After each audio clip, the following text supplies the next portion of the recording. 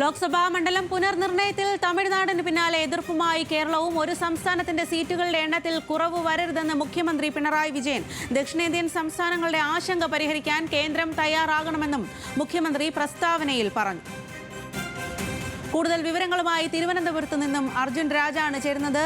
അർജുൻ, ഇപ്പോൾ കേരളം ഏത് രീതിയിലാണ് എതിർപ്പ് പ്രകടിപ്പിച്ചിരിക്കുന്നത്? സ്വാതി, തമിഴ്നാട് സർക്കാരാണ് ഈ മണ്ഡല പുനർനിർണയത്തിനെതിരെ ആദ്യം രംഗത്ത് വരികയും സംസ്ഥാനങ്ങളെ BJP ഭരിക്കാത്ത മറ്റു സംസ്ഥാനങ്ങളെ പങ്കെടുപ്പിച്ചുകൊണ്ട് ഒരു സമ്മേളനം വരെ സംഘടിപ്പിക്കുന്നത്. ഈ പശ്ചാത്തലത്തിൽ കൂടിയാണ് കേരളവും ഈ മണ്ഡല പുനർനിർണയത്തിനെതിരെ രംഗത്ത് വന്നത്. മുഖ്യമന്ത്രിയാണ് ഇത് സംബന്ധിച്ച് പ്രസ്താവന ഇറക്കിയിട്ടുള്ളത്. ലോക്സഭാ മണ്ഡല പുനർനിർണയ വിഷയത്തിൽ അഭിപ്രായ സമന്വയം വഴി തീരുമാനമെടുക്കാൻ കേന്ദ്ര സർക്കാർ തയ്യാറാകണമെന്നാണ് മുഖ്യമന്ത്രി ആവശ്യപ്പെടുന്നത്. ഒരു സംസ്ഥാനത്തിന്റെയും സീറ്റുകളുടെ നിലവിലുള്ള ആനുപാതിക വിഹിതത്തിൽ കുറവ് വരാതെ വേണം പുനർനിർണയം നടത്തേണ്ടതെന്നാണ് മുഖ്യമന്ത്രി ആവശ്യപ്പെട്ടിട്ടുള്ളത്. ജനസംഖ്യാ നിയന്ത്രണ നടപടികൾ കാര്യക്ഷമമായി നടപ്പിലാക്കിയ സംസ്ഥാനങ്ങൾ ശിക്ഷിക്കപ്പെടുന്ന നിലയുണ്ടാകരുത്.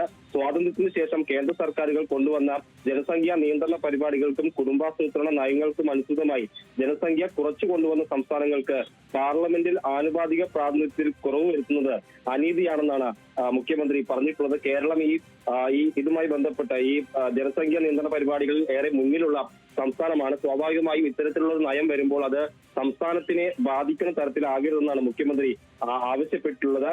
ഇക്കാര്യത്തിൽ വീഴ്ച വരുത്തുന്ന ഈ ജനസംഖ്യാ നിയന്ത്രണത്തിൽ വീഴ്ച വരുത്തിയ സംസ്ഥാനങ്ങൾക്ക് പാരിതോഷികം നൽകുന്നതിന് തുല്യമാകും ഇത്തരത്തിലുള്ള നടപടികളെന്നാണ് മുഖ്യമന്ത്രി ഈ പ്രസ്താവനയിലൂടെ പറയുന്നത്. ഈ വിഷയവുമായി ബന്ധപ്പെട്ട് ദക്ഷിണേന്ത്യൻ സംസ്ഥാനങ്ങൾക്കുള്ള ആശങ്ക പരിഹരിക്കാൻ കേന്ദ്ര സർക്കാർ തയ്യാറാകണം.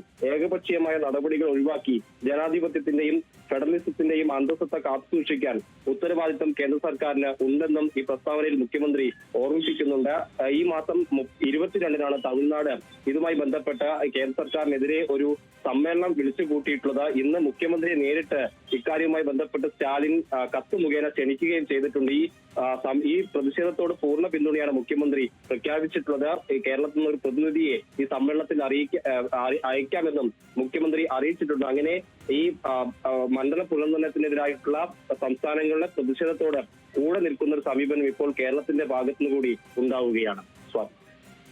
ശരി അർജുൻ രാജ്, തമിഴ്നാടിന് പിന്നാലെ ലോക്സഭാ മണ്ഡല പുനർനിർണയത്തിൽ എതിർപ്പുമായി കേരളവും രംഗത്തെത്തിയിരിക്കുകയാണ്. മുഖ്യമന്ത്രി പ്രസ്താവന പുറപ്പെടുവിച്ചിട്ടുമുണ്ട് ഇക്കാര്യത്തിൽ.